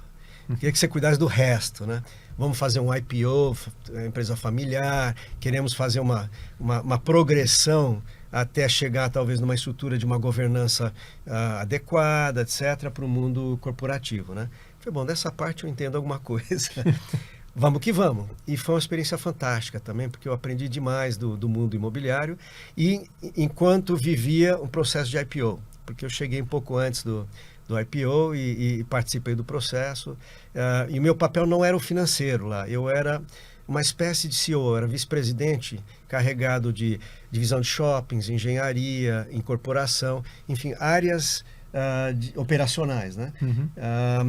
E foi uma experiência fantástica, realmente foi. Ele tinha um time também maravilhoso, não precisou mexer na estrutura, só que a gente ia levar uma empresa, vamos dizer assim, de um faturamento de 60 milhões para 600 milhões. Esse era o objetivo. O direcionamento. E quando fomos ao IPO, convencemos os investidores naquela época de que esse plano fazia algum sentido, né? Tanto assim que captamos quase 500 milhões de reais no IPO. Que ano era esse? 2007. 2007. Uma janela boa de IPO. Foi uma janela boa. Especialmente para o imobiliário, outra, que tinha várias. Especialmente para o ramo imobiliário. Se eu não me engano, o Gafisa fez essa época... Gafisa tinha vindo antes, em 2004, quando o Sam Zell estava lá, etc. Mas veio nesse ano, acho que eram 15 incorporadores aí. Então veio Tecnisa, veio um monte de gente que a gente... Os primeiros vieram, os outros tiveram que acompanhar para não perder o bonde. Não perder o bonde, exatamente. Então foi uma baita experiência, mas nós tivemos um freio de arrumação por conta do crash de Lehman Brothers e tal. Foi um freio no mundo, né? Mundial, né? Todo mundo. E o imobiliário, ele é ligado umbilicalmente ao mercado financeiro. No money, no projects, né? Você precisa de dívida, você precisa de estrutura de capital adequada para os projetos. Então, vou fazer um recorte importante. Ontem a gente entrevistou aqui o Alan Belda. Sim. E eu posso falar isso porque a entrevista dele vai ter essa passagem. Ele contando a passagem do Citi em 2008, quando ele perguntou para os executivos, né? Perguntou para o CEO da companhia, me diga uma coisa, quanto que a gente vai perder? Ele falou, acho que não vai pegar nada para a gente. Daí ele falou com o CFO. O CFO disse, olha, eu acho que a gente vai perder 4 bilhões de dólares. Daí ele perguntou para um outro cara na área de contábil. E ele disse, olha, eu acho que alguns múltiplos de 4 bilhões de dólares. Daí ele disse assim, bom, então você vai fazer o seguinte, voltou para o CEO, uma quinta ou sexta-feira, e disse assim, olha, você pensa até segunda-feira e me diga o que vai acontecer. Sim. Daí o CEO voltou para ele na segunda-feira, às 9 da manhã, e disse, eu acho que é algo perto de 20 bilhões de dólares. E aí ele falou assim, eu vou fazer o seguinte, eu quero que você assine a sua carta de resignação, sem data, e eu vou levar para o conselho e eu não vou te defender lá. E aí tudo aconteceu a partir daí. Incrível. Olha a passagem, né? A leitura e onde ele estava no momento... No olho do furacão. No olho do furacão. Bom, aqui a gente estava um pouco mais distante do olho, né? Mas sofreu a rebarba chegou, os impactos chegaram. E então no ano de 2009, porque até teve um delayzinho, né? A gente lembra que o nosso presidente disse que era uma marola, etc. Né? Mas chegou realmente o mercado de crédito travou, né? E por sorte a gente tinha o capital levantado no meio do ano anterior e sentamos não atrapalhou os projetos. Sentou em cima do caixa. Muitos projetos que estavam ainda na fase de projeto foram para a geladeira, tinha que ir, né? E os que estavam em execução deu para levar. Então são os projetos conhecidos que todo mundo conhece, Cidade Jardim, outras coisas mais aqui, né? Então, de novo, eu reputo que foi um aprendizado muito grande para mim. E eu saí em meados de 2009, de novo, porque eu achava que, depois de reestruturar a empresa, fazendo uma redução, obviamente, para caber no mercado que nós estávamos vivendo, né? Eu falei, eu preciso de um período sabático. E o Zé, que era o CEO, ele concordou, falou assim, você pode sair e tal. Não quero que você vá para a concorrência. Eu falei, não, fica tranquilo, eu vou viajar, não vou para a concorrência. E aí viajei com a Márcia, nós fizemos uma viagem volta ao mundo, e eu brinco que nós fizemos o lado B do mundo. Porque o lado A todo mundo vai, né? Você vai até ficar velho, você vai para Londres, Nova York, Paris, etc. Agora, ir para o lado B, assim, eu encorajo quem puder tirar... Nós tivemos 3 meses, né? Não é que a gente foi 1 ano. Mas foi um baita aprendizado cultural, etc. e tal. E uma reaproximação do casal, né? Porque ou volta fortalecido ou volta divorciado, né? Tem 2 opções aí. Que essa convivência tão íntima não tem durante os anos de formação dos filhos, etc. e tal. Enfim, voltei com a cabeça de que agora eu queria fazer outra coisa diferente. O que tinha nesse lado B aí? Conta pra gente. Tinha o norte da África, então a gente foi daqui para Marrocos, aí fizemos Egito, depois subimos para o Oriente Médio, então fomos para Jordânia, Israel, depois nós pulamos e fomos para a Índia, Isso é outra coisa, quer dizer, a gente decidiu, primeiro você faz a primeira lista, tem 120 lugares, né? Assim, não cabe na agenda. Então vamos fazer o seguinte, vamos pegar os top 10 e dedicar tempo suficiente para cada um. Então nós fizemos isso, Marrocos, Egito, Jordânia, Israel, Índia, só a parte clássica da Índia, que é muito grande, é o Rajastão. De lá, o Sudeste Asiático, então nós fomos para Vietnã, Camboja, Laos, Hong Kong, e de lá para Nova Zelândia, Ilha da Páscoa, Atacama, Brasil. Então foi literalmente uma volta ao mundo. E bárbara, experiência bárbara. Então voltei com a cabeça de que eu queria fazer uma coisa diferente. Eu queria pegar essa experiência que eu tive na JHSF, somado com as experiências anteriores, e falar assim, o que eu percebi lá? Existe uma lacuna para empresas pequenas e médias entre o mercado de capitais, IPO, etc. e tal, né? Que você tem que ter um certo tamanho e escala e tem que ter uma certa estrutura, né? E o mercado pequenininho, family and friends, etc. e tal. E o mercado de private equity não estava desenvolvido naquele momento. Você tinha, claro, os grandes, Advents e tal, estavam aqui. Mas para atender a este segmento, a gente chama de empresas emergentes, não tinha capital, né? Então a gente falou assim, vamos montar uma gestora focada em empresas middle market. Não estou falando de VC, não estou falando de angel, realmente middle market, growth capital. Então você tem uma empresa, você precisa de 10, 20 milhões de reais para fazer um plano de negócio, crescer, etc. E nós fizemos isso. Então, e o modelo de private equity? Private equity. Gestora de private equity chama Tricorp. Éramos 3 sócios originalmente e 3 sócios de backgrounds bem diferentes.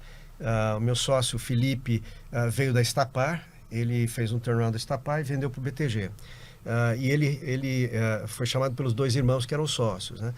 Então tinha uma experiência semelhante, assim, de ter pego uma empresa familiar e levado para o mercado.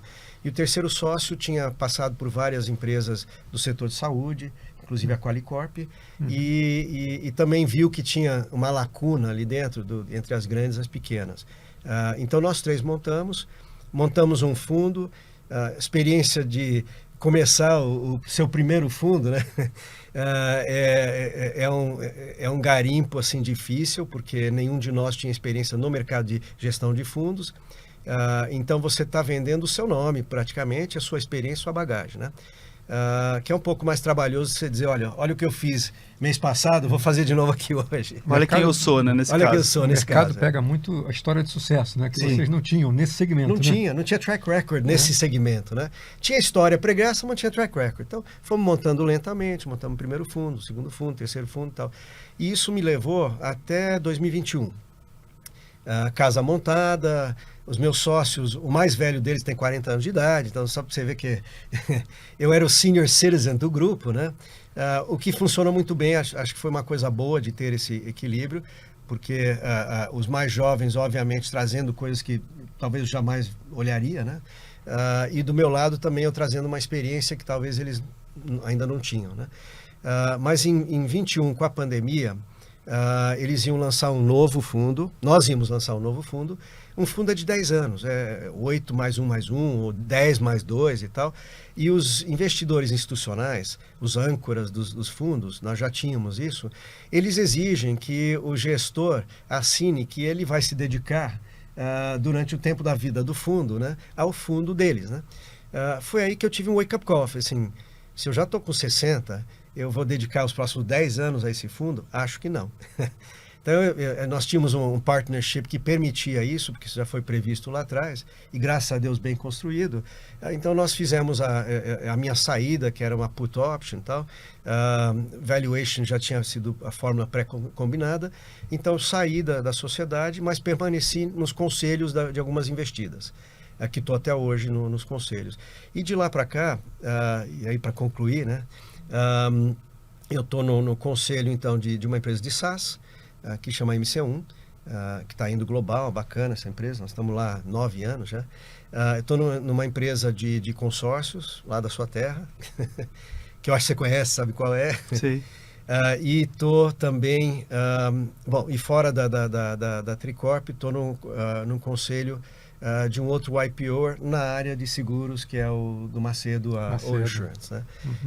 Que essa sim eu vi nascer. Nós participamos da Tricorp, né, no nascimento, alguns M&As que foram feitos e tal, e tá rodando aí num modelo um pouco diferente, acho que de vocês, né? E eu estou no conselho do banco chinês, o China Construction Bank. E aí só para concluir, Como surgiu? Assim, como surgiu? Surgiu porque eu estava no conselho do BIC Banco, entrei no conselho do BIC Banco e pouco depois o BIC Banco anunciou, os sócios anunciaram que eles iam vender o banco para os chineses. Demorou um ano e pouco e tal, mas em 2014 eles venderam o banco para os chineses, 100% do banco. O banco tinha capital aberto, então venderam, na verdade, o controle, né? E depois foi feita uma OPA para fechar o capital. O China Construction Bank é o segundo maior banco da China e o quarto do mundo. Quer dizer, ele é uma potência gigante lá fora.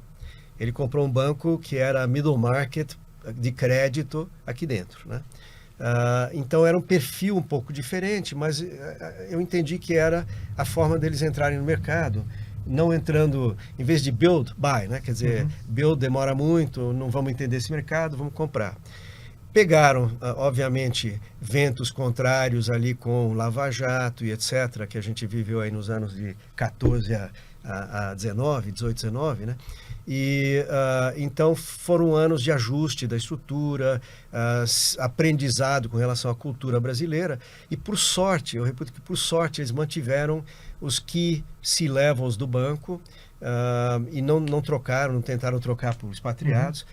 Eles têm um modelo internacional que é que eles trazem alguns expatriados que são, vamos dizer assim, o assistente do local, porque ele vai adquirindo conhecimento, né? Mas sem ter necessariamente que tomar as decisões no primeiro momento, né? Que era um modelo que eu não conhecia, enfim, foi interessante. E daí, subsequente a isso, quando fecharam o capital, mantiveram o conselho com 2 conselheiros independentes, eu e um outro, tal, que não precisavam, obrigatoriamente não havia, mas até achei bacana isso, disseram, não, o valor de vocês transcende o valor formal de conselheiros.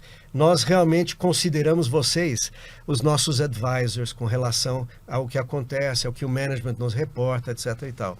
Então foi muito bacana, sabe, participar disso. E estou lá até hoje, né? Então é parte da minha vida já. Mas é um estresse, assim, a mecânica é estressante, porque as reuniões de conselho são conduzidas em 3 línguas. Porque tem conselheiros em Pequim. Então, é conduzida aqui pelos officers do banco em português, alguns não falam inglês, com tradução. Alguns outros falam inglês, o management chinês local fala inglês, então em inglês. Nós falamos inglês e os chineses só falam chinês. Então, é uma dinâmica diferente, claro. Mas a gente aprendeu a conviver com isso e está sendo muito interessante. E por fim, a New Wave. Concluindo com a New Wave, que é uma novidade para mim, sem dúvida. E aí eu só vou inserir um elemento que, João César, você todos conhecemos, que é um programa fantástico do IPO, que é o Mentoring Program, né? Eu fui mentor 8 dos 9 anos, aí, ou 9 dos 10, não sei, um ano que eu não fui. E isso para mim faz parte do lifelong learning que você mencionou. Porque além do learning formal, que a gente tem no IBGC, em Harvard, FGV e tal, tem o learning informal, com quem está na linha de frente, os YPOs, os YNGers que estão em dúvida sobre o seu futuro. Então, eu reputo que o mentoring foi um aprendizado grande para mim. E um dos meus mentees, de fato, foi a pessoa que montou a New Wave, né? Então, ele me convidou para fazer parte. De novo, parecido com a minha conversa anterior, eu disse, ó, de JHSF. De energia renovável, eu sei que eu botei placas na minha casa da Ilhabela e está funcionando. Não conheço, eu conheço como usuário. Quase não, exatamente. Mas, de novo, eu disse, ó, essa parte a gente entende. Nos ajuda com as outras. Você teve gestora, você entende como é que é o mercado de capitais, enfim, você pode nos ajudar nessa construção. Então eu topei o desafio, estou achando muito legal, um time muito bacana e vamos ver como vem aí pela frente. Os sócios são sócios importantes, né? Como eu acho que publicamente já é conhecido que a XP é sócia e que o Grupo Gerdau também é sócio em condições diferentes, né? Vocês fizeram uma captação agora. Foi feita uma captação, um fundo que fechou dia 26 agora, captou 600 milhões em números redondos, e é um fundo varejo via XP, distribuído pela XP. Então isso permite o pequeno investidor a investir numa nova frente, energias renováveis e tal, até com 10 mil reais, para você ter uma ideia. Isso trouxe para dentro quase 10 mil novos investidores, e a gente acredita que é um caminho para futuramente também acessar mais capital na medida que o negócio vai crescendo, né? E nós temos tem a pretensão de captar também dinheiro institucional ao longo do tempo. Então existe aí o pensamento de que para fazer o projeto completo nós vamos ter que trazer investidores institucionais também. Isso é um desafio novo, né? Porque você fazer um projeto que você tem poucos sócios, tem um pouco da sua história, né? Com amigos, né? Pessoas que te conhecem profissionalmente, ou com pessoas que te valorizam profissionalmente, mas são poucos, né? Ali que você conhece. Agora você está com um grupo de investidores que está colocando dinheiro do dia a dia, né? Como é que você vê isso? O compromisso com essas pessoas muda um pouco, né? Muda muito. Eu diria que muda muito, porque a sua responsabilidade cresce, né? Perante aquele público investidor. Porque quando é poucos e são todos, vamos chamar de qualificados ou profissionais, né? Eles têm a capacidade de analisar e tomar uma decisão madura sobre o que eles estão fazendo, né? E quando é varejo, é diferente. Existe todo um trabalho de explicação, etc. e tal, mas eles dependem de você, né? Então, de você, enfim, da gestão do fundo, né? Então, é bacana, eu acho que é bem legal. E tem uma característica interessante de ser um produto de varejo, posicionado numa plataforma que muita gente já conhece, que é na XP, para um produto que tem uma identificação muito grande para quem é investidor, um produto de energia renovável. Eu acredito que os novos investidores têm uma percepção diferente sobre onde alocar seu capital, e aí então soma um pouco a possibilidade de um bom retorno com uma causa que é uma causa nobre, né? Com certeza. Eu acho que a onda está indo para esse lado de maior preocupação com o aquecimento global, com o ESG e outras coisas mais que a gente conhece, né? Investimentos sustentáveis, investimentos de impacto, etc. Então a gente está nessa veia. A gente acredita que isso, e você conhece o setor, você sabe disso, né? O Brasil realmente, eu acho que vai despontar perante o mundo nesse sentido, de ter uma matriz que já é forte em renováveis, talvez das mais fortes do mundo, né? Sim, vai ser um exemplo, eu acho, né? Vamos fazer a cobertura do nosso evento, então? O IPO Latin America Business Summit, organizado por vocês. A gente tem aqui uns 10 minutos para fazer uma boa cobertura. Tá. Passando um pouco, queria que você falasse um pouco sobre a ideia, né? De onde surgiu essa ideia, descrevesse um pouco onde foi, quando foi e tudo mais, e a gente pudesse falar um pouco dessa programação, do que foi alcançado nesse período, né? Antecipando aqui um programa voltado para membros do IPO, que ocorreu em Miami. Eu participei junto com vocês, não estava em todas as agendas, mas quero aqui agradecer em nome do IPO e parabenizar pela organização. Ficou um evento muito bem estruturado, né? O line-up de speakers foi sensacional. Eu gostei de todos e, bom, enfim, passo a bola aí agora para quem puxar. Então, eu já começo dizendo que teremos uma outra edição em maio do ano que vem. Então, já se inscreva para a próxima, que estamos, Daniel e eu e outros envolvidos. E o número de participantes não vai aumentar tanto. Então, significa que em torno de 120 pessoas ali, bateu o número... Vai fechar. A ideia não é ser um evento muito grande, é um evento para que haja interação. Mas eu vou começar dando vários passos atrás. O Daniel me ajuda aqui. Sim. Daniel e eu e o Ricardo Diniz também, lá nosso atrás. Colega, né? Nosso colega do IPO. A gente sempre teve uma grande vontade de dizer o seguinte: a gente está aqui com um grupo de pessoas, de profissionais, executivos, gestores de empresas familiares, o que é que seja, muito qualificado e que está buscando oportunidades de relacionamento profissional. Então, vamos explorar esse lado no IPO. Vamos fazer com que isso aflore, né? Muitos estão no IPO achando, não, eu não posso aqui falar da minha empresa ou do meu negócio. Não, não é isso. Você pode. Você tem a regra do non-solicitation, né? Você não vai sair Panfletando. Mas eu adoraria fazer negócio com você, com o Daniel, sabendo quem vocês são, conhecendo vocês, o histórico e etc. Então a gente queria fomentar isso. E começamos com chamava-se Deal Talk na época. Deal Talk, onde reunia um grupo pequeno, 10, 12 pessoas, para falar de necessidades que eles tinham ou de oportunidades de negócio. E as pessoas trocavam experiências ali. E moderado, sempre moderado, nós dois, enfim, nós três com o Ricardo, né? Então era uma chance de você apresentar o seu negócio, a sua necessidade, né?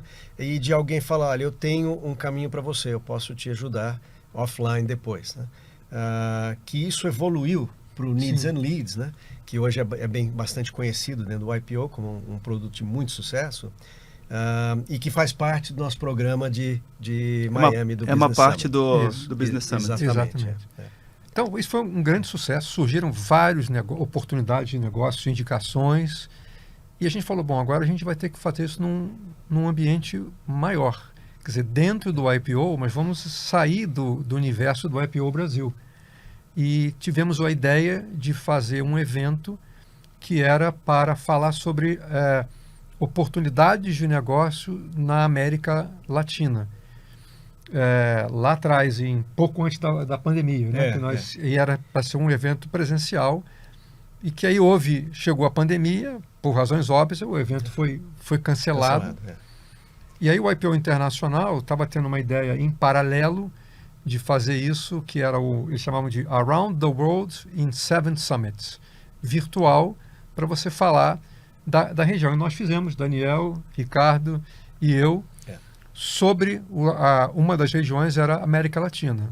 Fizemos um evento virtual, chegou a ter um pico de quase 200 pessoas. Quase 200, sucesso absoluto. Nos disseram que de todos os 7 foi o mais bem avaliado, né? Quer dizer, prova que a região atrai, tem potencial, bacana, atrai o interesse de muita gente. Fizemos esse Needs and Leads com uma pessoa que estava na madrugada no Nepal. No Nepal. Olha só. Participando com a gente e pediu uma oportunidade que a gente conseguiu fazer o match da oportunidade. Muito legal. Então você vê como essa rede é poderosa, que você pode gerar contatos disso aí. Então tudo isso nos estimulou, né, a voltar àquele projeto original. E aí o Mauro Arcucci e o Richard Basinski, que são os líderes do IPO na região, nos chamaram, tinha essa ideia de fazer um grande evento de negócio na América Latina e nos chamaram, junto com mais 2 pessoas, para organizar esse primeiro em Miami. Né? Foi exatamente isso. Só que com um prazo muito curto para executar, né? Essa conversa nasceu, acho que em outubro, novembro, né? Para um evento a menos de 6 meses depois. Então a gente disse, olha, o desafio é grande, mas o produto parece que vai ter aceitação. Não temos ideia se vai ter aceitação para 50 ou para 150, que também dificulta, mas eu devo dizer que o apoio da região foi muito forte, muito grande, tanto do Mauro, que estava diretamente envolvido, quanto do Richard, e um time de pessoas da administração do IPO também que foram excepcionais. Então o hotel, toda a estrutura lá, eles é que montaram, e nos deram liberdade para montar a grade de speakers, os painéis, os moderadores, etc. E você estava presente, quer dizer, você viu que o calibre, né, das pessoas, 20 speakers, grande maioria bem avaliados, né, os moderadores também. Então foi um negócio muito bacana. E a intenção era, dentro dessas 4 paredes, você tem a liberdade de falar, de perguntar como você quiser. É meio Warren Buffett lá com 14 mil pessoas no estádio de basquete. You can ask any question, tipo, né? Então foi muito bom, foi muito rico, né, nesse sentido. Foi sim. Eu queria falar do line-up aqui, de algumas pessoas, porque quem vai para um programa como esse, poder ter no mesmo evento, no mesmo programa, um learning, né? Você poder acessar informações importantes sobre os seus negócios e sobre negócios de uma forma geral. Poder ter um momento de confraternização e também poder ter um momento de fomento de negócios é uma programação completa, uma programação bem abrangente. Então, Bruno Serapião, querido amigo conhecido aqui do IPO, Sim. que era a Euroquem na ocasião e agora é Ativus. Sim. Martin Mendes, da Neuris, que foi excelente essa palestra, uma consultoria na área de inovação e etc. Né? O Rodrigo Ked Lima, que é excepcional, brasileiro, diretor Latinoamérica da Microsoft.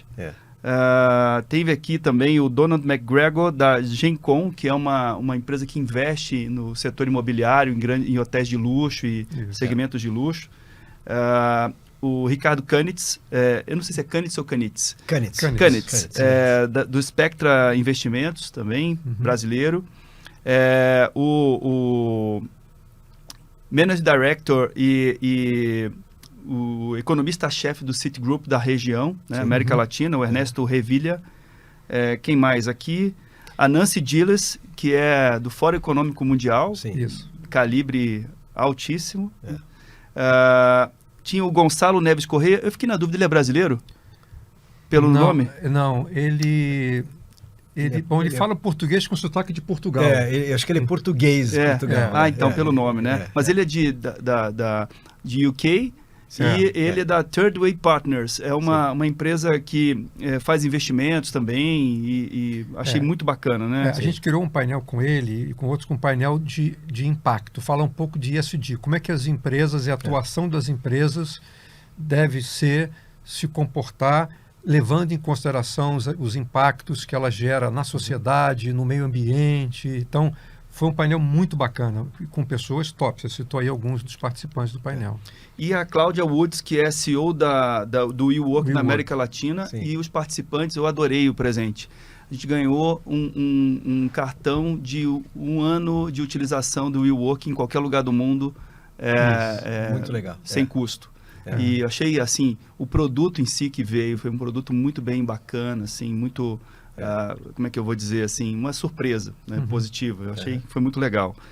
E organizando com vocês, quem que estava? Além de vocês dois organizando, o evento como um todo, tinha a Margarita, né? Margarita Erdossi e o próprio Mauro Arcute, né? Éramos 4, vamos dizer assim, liderando o evento. A gente queria ter pessoas que representassem a América Latina toda. Então, tinha um brasileiro, um argentino, Margarita da América Central. A Costa Rica. E tinha gente do Equador, gente da Bolívia, de toda a região. 22 países representados. 22 países. 22. E o que tinha de negócios ali, assim, de perfil de empresas? O que vocês podem trocar um pouco do que vocês viram lá acontecendo? Bom, bacana. Além do que você descreveu, só lembrando que durante o evento a gente fez uma noite de Dine Around, né, que também é uma confraternização em grupos menores, sensacional para conhecer mais as pessoas, etc., em ambientes diferentes, tal. Então isso foi muito bom.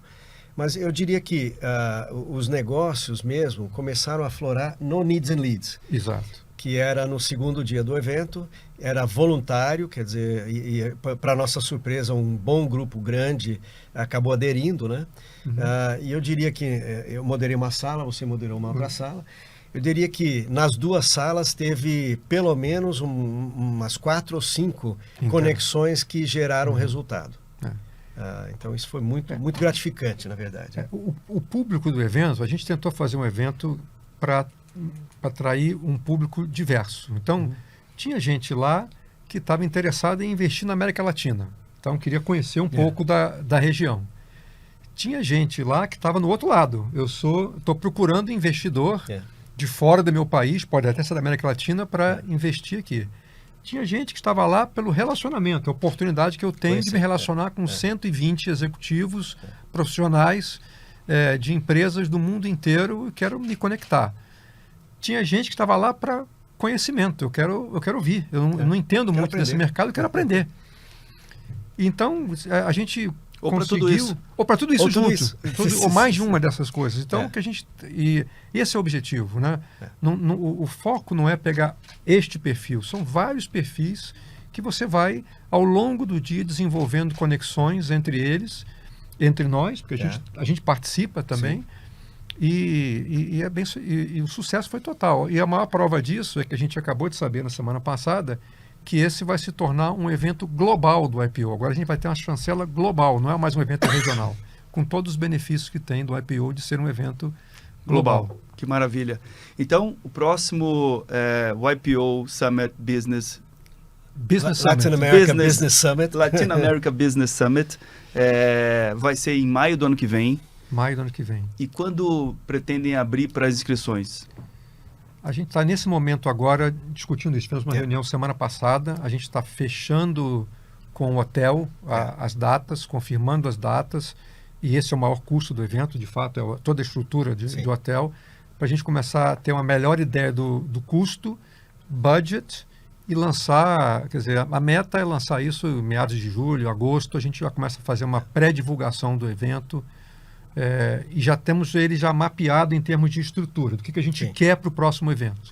E um ponto importante que, se eu não estou enganado, um evento que custou para o membro $2.000. Assim, não é nada já com a estadia. Com hospedagem. Então, um hotel super bom, com toda a infraestrutura adequada, numa localização de Miami maravilhosa. Daniel até chamou a turma para fumar um charuto lá. Quem é que vai querer? Tal, tem vários restaurantes. Foi, verdade. A localização é perfeita. Cigar Club lá. Exatamente. Meus amigos, olha, primeiro agradecer a vocês por esse envolvimento, por promover esse evento tão importante para o IPO. Né? A gente tem um desafio de conexão com a América Latina e vice-versa, e acredito que eventos como esse promovem, né, essa interação, essa quebra de barreiras. Somos aí na região 3.000 membros, então tem muitos negócios para a gente fazer em conjunto. E eu quero, assim, agradecer em nome dos membros do IPO pela dedicação e por ter feito algo tão bem feito, assim, tão bem estruturado, e a gente ter aproveitado tudo isso juntos. Obrigado. Poxa, muito obrigado, Doni. Obrigado pela oportunidade de falar do evento aqui. Convidar quem está nos assistindo, obviamente, para considerar, se eles tiverem interesse, né, nesse modelo. Esperamos ver muita gente lá em maio de 2024, em Miami. Nós vamos trabalhar duro para isso, fazer de novo um belo evento, e com a ajuda quer dizer, Daniel e eu e mais outros 2 ou 3, somos os que fazem ali a parte do meio campo, mas o evento ele só é bem sucedido se tiver a participação dos YPOs assistindo e como speakers do evento. Né? E gerando resultados para todo mundo. Exatamente. Né? Resultados diversos. Né? E como diz o João César, o teamwork é o que faz acontecer. Na verdade, nós dois estamos ali, mas tem um time por detrás. Muita gente. Muito, muito legal, que consegue fazer acontecer. Aos convidados aqui, a gente sempre traz uma lembrança. JC chegou aqui olhando para a mesa, já vendo o que tinha. E ele vai me ajudar a falar do Prisioneiros da Geografia, né? 10 mapas que explicam tudo o que você precisa saber sobre a política global. É um livro escrito por um correspondente internacional, o Tim Marshall. Ele através da geografia, ele remonta um pouco as posições dos países globais. Esse aqui o JC já leu, esse aqui é para você, Daniel. Opa! Quer comentar também da sua leitura, JC? Bom, primeiro eu recomendo que você leia esse livro, e não só esse, ele tem outros livros do Tim Marshall na mesma linha, que são muito bons. Sim. E ele tenta traçar, através da geografia, um pouco da história política e econômica dos países. Então é dividido por seções, por países, por aí. Então, é uma leitura muito agradável, muito interessante. Eu vou adorar, porque lembra que no começo eu te falei que economia mais história, para mim faz sentido. Exato, eu lembrei disso. Geografia faz parte disso. Então, obrigado, eu lembrei disso, vai ter muito a ver com a sua Sim. formação. Para você, JC, que já leu o Prisioneiros da Geografia, o Coragem de Não Agradar, que eu acho que você já tem coragem de não agradar. Não precisa ficar preocupado se vai ou se não vai agradar, né? Então, é escrito por um filósofo e um psicólogo. Esse livro é um diálogo entre mestre e um jovem. Ora, eu lendo, me via como mestre, ora eu me via como jovem. Então, falando com, por exemplo, o meu filho, né? E uma coisa curiosa desse livro, ele tem 1.500, no Kindle da Amazon, ele tem 1.500 marcações de frases que as pessoas classificaram para ler depois, né? Aquela frase que a gente marca no livro. Sim. Então, é um livro repleto dessas frases que a gente gosta de ler na vida e quer guardar para acessar em outro momento. E aí, já que você leu muito obrigado. Da geografia, toma isso aqui. E o título é bastante sugestivo, né? Porque eu acho que é muito do que eu penso. A gente tem que ter coragem de não agradar, mas a gente tem que ter a coragem de sempre fazer certo, buscar o melhor e nunca desrespeitar as pessoas. Você pode não agradar, mas você não pode desrespeitar. É isso aí. É ótimo, é ótimo. É o getting to know, né? O getting to yes é fácil, o getting to know é que é mais difícil. Exatamente. Meus amigos, muito obrigado. Obrigado a você, Doni, muito obrigado. Prazer pela estar aqui, oportunidade, hein? pelo convite. Não deixe de escutar os outros episódios do YPOcast, disponível em todas as plataformas de streaming.